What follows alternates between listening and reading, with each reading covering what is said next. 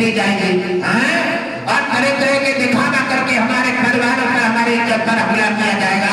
तादिन तुम्हें महसूस होगा, तादिन एहसास होगा, वादिन कुछ नहीं कर पाओगे। इसलिए जाग जाओ, सनातन का जागने का समय आ गया है। सनातन जागो और अपना अपना दामन संभालो।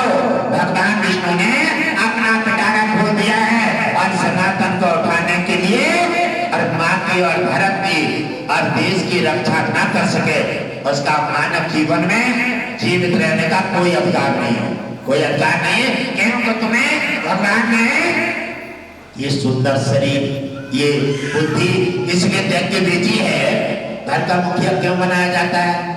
घर का मुखिया इसलिए बनाया जाता है कि घर का संचालन सही हो, घर का कोई टारगेट ना बना पाए, घर का कोई विनाश ना कर पाए, हमारे घर को कोई छीन ना पाए, इसलिए घर का मुखिया बनाया जाता है। आप घर का मुखिया होते हुए घर छिन गया, घर में बर्बादी हो गई, क्या फायदा है घर के मुखिया का?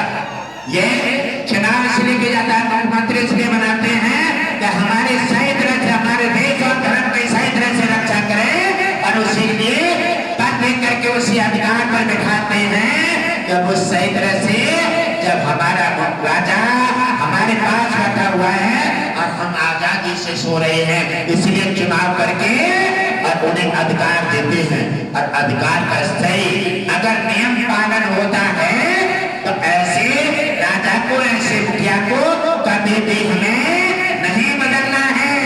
ऐसा धर्मात्मा व्यक्ति हमेशा भगवान विष्णु उतार देते हैं और भगवान विष्णु कहते हैं, हे मेरे महापुरुषों, आप अपना दामन को संभाल लो, आप अपनी माता को देखो, गाय को देखो। और जैसे देखे पहले जितने बड़े बड़े राजा महाराजा थे वो गाय पालते थे, गाय पालते, जो ज्यादा गाय पालता था उसी को बड़ा महान व्यक्ति समझते थे।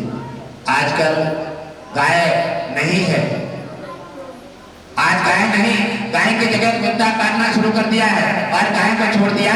जहाँ गाय पलती है, जहाँ गाय पलती है वह घर में लक्ष्मी का निवास रहता है, देवताओं का निवास रहता है। और दूध रबड़ी अपनों भी पियो खाओ, औरों भी खिलाओ पिलाओ। और क्या मिला है गाय से नफरत करने का?